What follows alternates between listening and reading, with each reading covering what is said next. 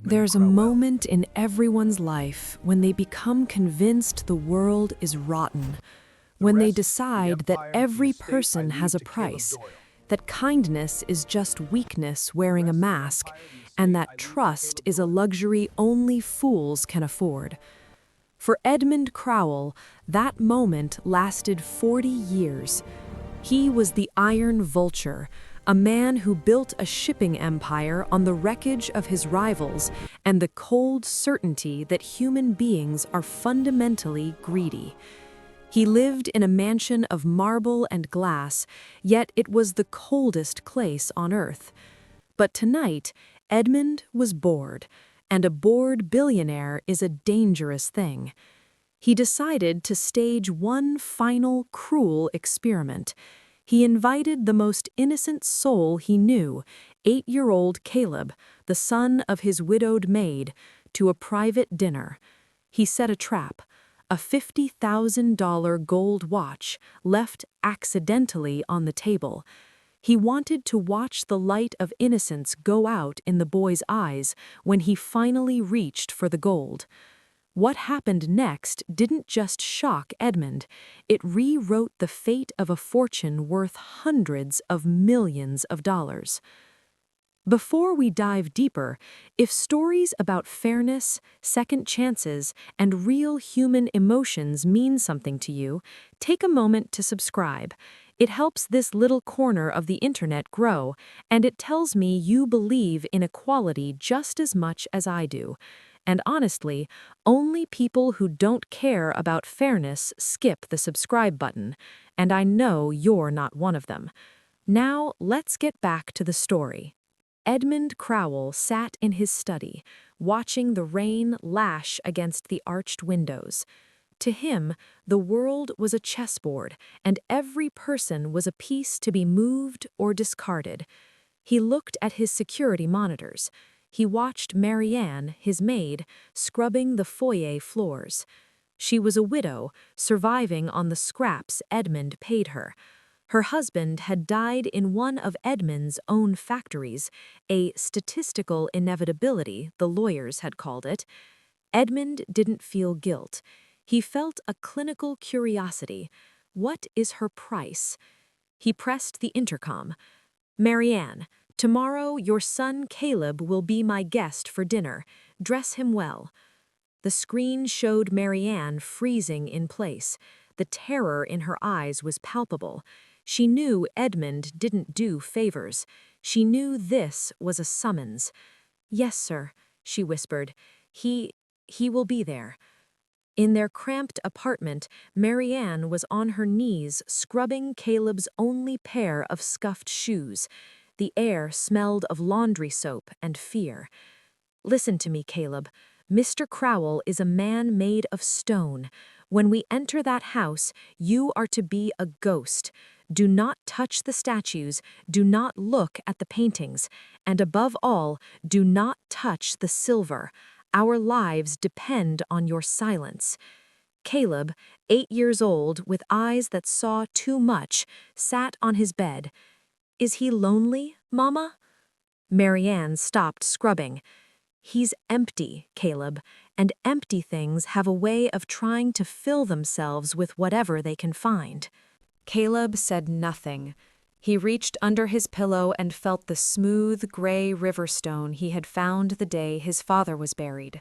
He slipped it into the pocket of his thin, hand-me-down suit. He didn't know why, but he felt like he was going to need something solid to hold on to. The dining room was a cathedral of excess. A crystal chandelier hung like a frozen explosion above the table. Edmund sat at the head, watching the small boy who looked like a speck of dust in the vast room. Between the soup and the main course, Edmund made his move. He pulled a Patek Philippe watch from his pocket, solid gold encrusted with diamonds, a watch that cost more than Marianne would earn in a lifetime. He set it down carelessly next to Caleb's bread plate. My wrist is swollen, Edmund lied, his voice like gravel. I'll leave this here for a moment. He turned his chair away, pretending to check his phone, but he was watching the reflection in the silverware. For 10 minutes, the only sound was the wind outside. Caleb looked at the watch. He looked at the gold, then at his own small, calloused hands. Edmund's lip curled. "Go on," he thought. "Take it.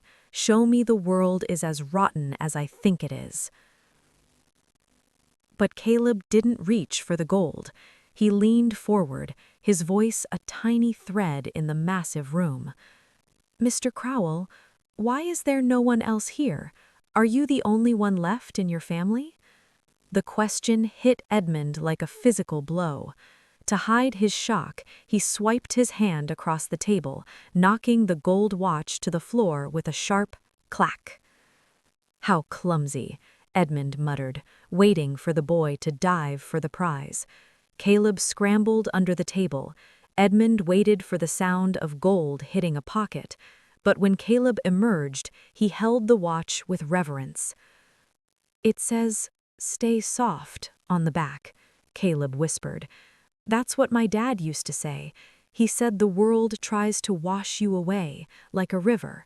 He said we have to stay soft so we can still feel the sun." Caleb reached into his own pocket. He didn't pull out gold. He pulled out the gray river stone. He walked to the head of the table and placed it in Edmund's shaking, age-spotted hand. "You look like you're carrying heavy things, Mr. Crowell. My mom says you have ghosts in your eyes. This stone stayed strong in the river. Maybe it can help you stay soft, too." Edmund looked at the stone. It was worthless. It was a rock. And yet, it was the only honest thing he had been given in 40 years. The iron vulture felt something crack. It wasn't his pride, it was his armor. He didn't fire Marianne. He didn't finish the test.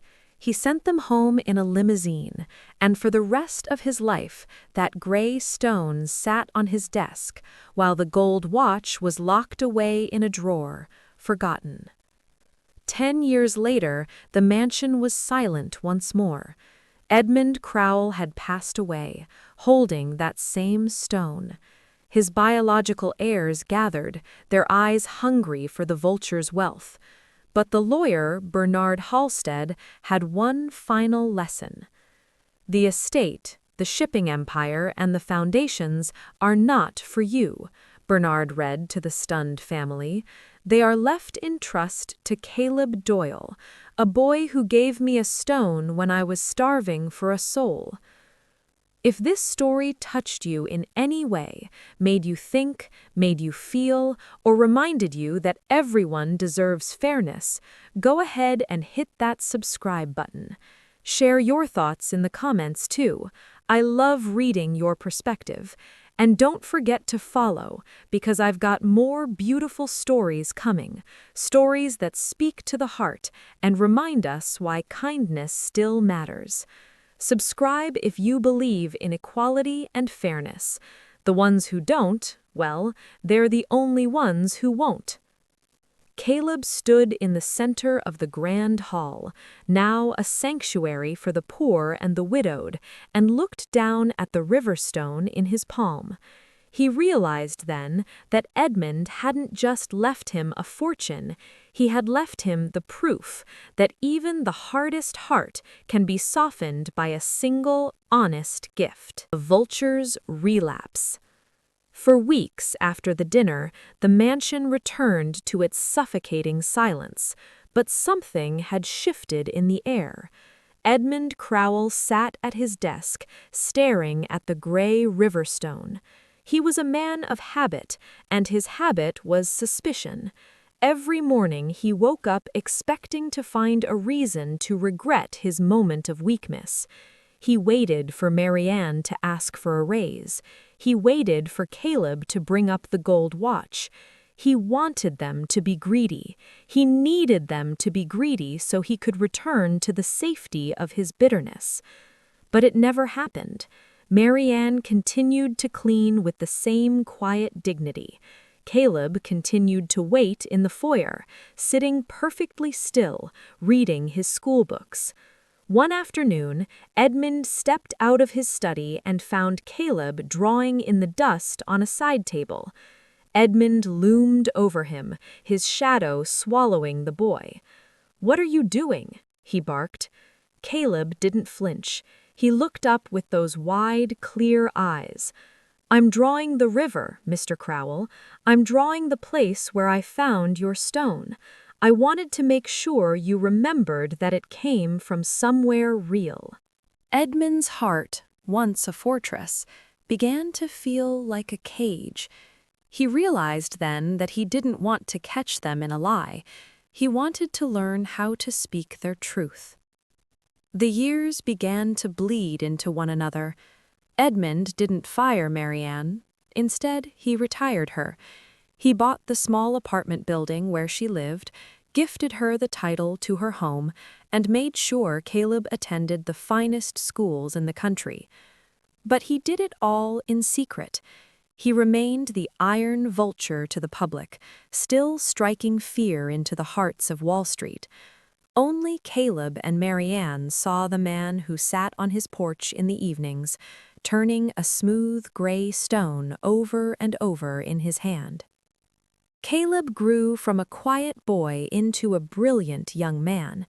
He studied architecture, driven by a desire to build things that would last longer than a human life. Every Sunday he would return to the mansion. They wouldn't talk about money. They would talk about the river. They would talk about the weight of legacies. One winter evening, when the frost was thick on the windows, Edmund called Caleb to his bedside. The billionaire's breath was shallow, his grip on the world finally slipping. "I spent my life building walls, Caleb," Edmund whispered, his voice a mere shadow of the growl it once was.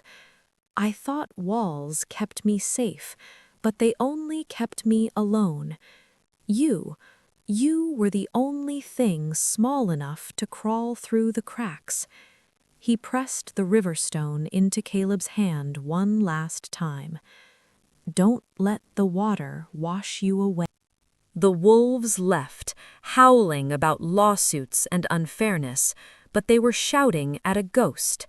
Caleb stayed. He walked through the empty halls, but for the first time, the house didn't feel cold. It felt like a beginning. Caleb didn't sell the mansion. He didn't hoard the gold. He used the Crowell fortune to pull others out of the river. He turned the estate into the Stone Sanctuary, a place where widowed mothers could find work, where children could find education, and where no one was ever forced to choose between their dignity and their survival. He proved that a billionaire isn't defined by what he gathers, but by what he gives away. And on the desk where the $50,000 watch once sat as a trap, there now sits a simple gray river stone, a reminder that in a world made of iron and ice, kindness is the only currency that truly matters. If this story touched you in any way, made you think, made you feel, or reminded you that everyone deserves fairness, go ahead and hit that subscribe button. Share your thoughts in the comments too. I love reading your perspective. And don't forget to follow, because I've got more beautiful stories coming, stories that speak to the heart and remind us why kindness still matters. Subscribe if you believe in equality and fairness. The ones who don't, well, they're the only ones who won't. Because at the end of the day, we aren't remembered for our gold, we are remembered for our heart.